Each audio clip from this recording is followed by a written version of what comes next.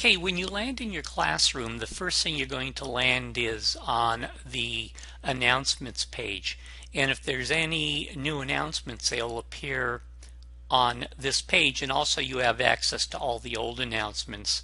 Now in this case, this is just a simple example announcement I'm going to use in another video. So this is just representative of what you would normally see. Now typically, well, what you could do is you could also then you could go to the announcements page, or the next item then is on the left hand side. You can go to the syllabus. If you click on that, that will take you to a syllabus link, and the syllabus then will be downloaded, and you can see the different parts of the syllabus. And I'm using Chrome, so I'm opening it in the bottom left hand corner, and there's a syllabus, and in this case I have the authority to edit the syllabus, but it gives you all the information you need. You can also print that out if you want, or keep an electronic copy. So I'm going to close out the syllabus, and with that then we're going to go down to the Surgeon CPA Review module, and if you click on that, some students prefer to go directly to the Surgeon CPA Review module. Other students prefer to go to the CPA Review module by utilizing Blackboard. So let me click on this. And here we see the Surgeon CPA Review module, and here you need to log in. And in this case, it will be my email address.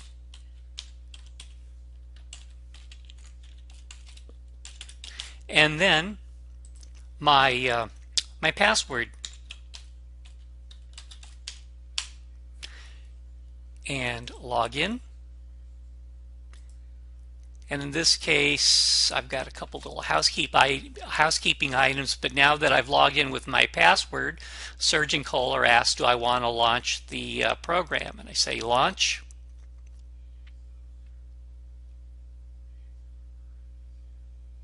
And now I'm into the Surgeon Kohler audit section of the dashboard. So that's an example of how you can read Surgeon Kohler utilizing the from the Cabrini Learn site if you wish. Okay, let's go back now and take a look at the next item here, and it says live class. This is where we access our actual live classes that occur on Monday nights, typically 7:15 to 9:45 p.m. So I click on the live class link, and now I'm being taken to an item called Blackboard Collaborate Ultra, and this is the landing page for our classroom in terms of our different live sections or sessions here. And you can see I have what I call a practice live session at 7 p.m. to 9 p.m. on the 19th. I'll tell you more about that in our upcoming announcements. As a matter of fact, you probably will see this before you see this video. Also then, all the live classes are listed for every week, 123, 130, 26, and so forth. Now, when I want to, I can join my classroom right here by clicking on this link. The other thing is, it's good to know that also you can join the classroom 1 hour in advance. So if you're going to join the class on January the 23rd of 2017, you can join the class as early as 6:15 p.m. So I simply click Join Room. And now this is going to set up the Collaborate classroom for me. And here I'm joining as the Paul Cali, obviously, is a user. It's telling me I'm the only one in the room, which is fine. But now what I'd want to do is, there's a couple things that I do want to pay attention to down here at the bottom. Number one, right now, my microphone is turned off, and if you want to talk, if this is in this present state under Share Audio, that means it's turned off. You have to click it on. And there, now my microphone, my audio is on. And if you want to turn on your camera, you can do that. I typically never I never encourage anybody to share the video. I'm not going to share my video, and all it does really is degrade the bandwidth, and we really don't need the video. Another thing that's important is basically to when you do want to say something, it's least disruptive to raise your hand. Once you do that, what'll happen is a message will come to me saying that so and so has raised their hand, and I can call on you. It just makes life a little bit easier. And sometimes I ask people to raise their hand in a response to something. When you want to lower your hand, you simply click it again. Now in this case, again, what I can do is I can also mute my microphone, and you're not going to hear me. If you're in the Collaborate Ultra session, I'm going to open it up again. And when I click on this panel, then it typically gives me options that I may need. Now, what it tells me is my speaker volume is set so it's 100%. My microphone volume is set so it's 100%. If I want to see the people who are in the classroom, I click on this and it gives me all the participants. And in this case, it tells me also my microphone is on. When I click it, it shows my microphone over here is off. So I'm going to turn it back on again.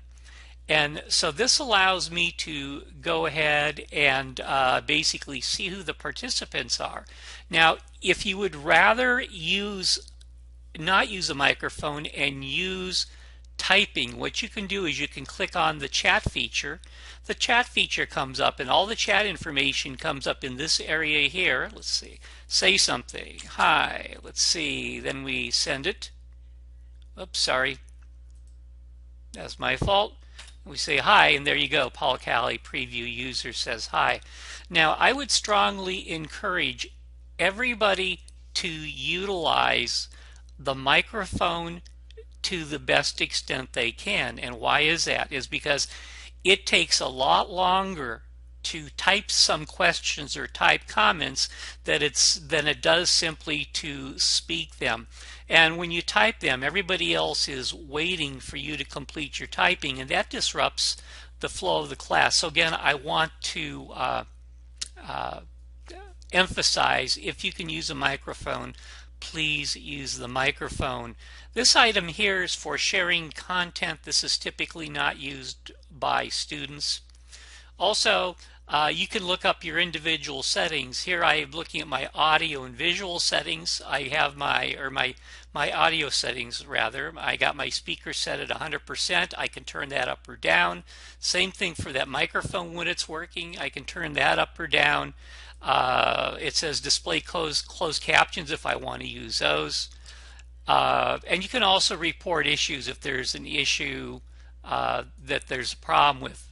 Now, typically, you have to also, in many cases, there's some notification settings. As an example, you may want notification when somebody leaves or enters the chat room, or when somebody posts a message. So you may want to, if you click this off, you won't receive the message. If you click it on, you will receive the message. Now, what's going to happen is typically I'm going to be, what you're going to see down in this section here, where it shows the desk and so forth, this is where I'm going to do PowerPoint slides. And I'm also going to do a lot of interactive work on the with the PowerPoint slides. I'll draw on them and point to them. Now keep in mind at this point in time I'm using a cursor to do my hand graphics. So as many of you who have experienced my cursor work before, it doesn't always come out as it is intended, but I try to do my best. Now if you want, you will be taken back to the your Cabrini Learn classroom. The next item after live class is my grades, and when you click on that, you will get a listing of all the potential items that are going to be graded or are to be graded and your accompanying scores. And you can see the listing of the items that I've submitted so far in getting the course established. Now, again, when I want to take the exam, I click on the pretest exam, and we already have a video on how to take your pretest exam. Course content. This is where all the course content exists for either every 2 weeks or several weeks. In this case, we have the course content for our week beginning on January the 17th. And let me just show you what that looks like. When I click on this, what you're going to see is the tasks for the week beginning on January the 17th, and these are all the tasks that are listed, and it talks about taking your pretest, items like that, and working with introduction videos. And what you're also going to see is, let me take a look at the weeks beginning January 23rd and January the 30th. Now in this case, again, you can see the task for the weeks beginning 10/23 and 10/30, all the different items you need to complete, review, attend, and submit. And then you're going to also have a copy, not a copy, but these are the areas where you will submit your activity report for your MCQ practice sets and your simulation practice sets, and we'll go into those in detail in a separate video. The last item that you need to be aware of regarding the course itself is we have a section called CPA exam materials, and in this area it contains a number of very useful links regarding the CPA exam. And as an example, if I click on the CPA candidate bulletin, and by the way, this is probably the best document describing the CPA exam that you can find. You click on that and it will take you to the appropriate location. In this case, it's downloading a candidate bulletin called the as a PDF file. We'll see this download just in a second. And there's a candidate bulletin if you want to peruse it or download it or whatever. So I'm going to close that out. And also you have support resources under here. One is academic support, and the academic support has information regarding the library, the Center for Student Success, and remember, even if you're a graduate student, you can still use all these services, including academic counseling, peer tutoring, the Writing Center, things like that. Also, there's a technical support tab. You can click on that and you can be provided technical support information regarding the IT process here. So with that, that is pretty much the end to our classroom tour. It's pretty simple, pretty straightforward. And when you want to close out of the classroom, all you have to do is simply close out of the window, or you can log off from your classroom if you want to do that too, or instead. And with that, that is the end of your tour of your complete Cabrini Learn classroom. Thanks for your time.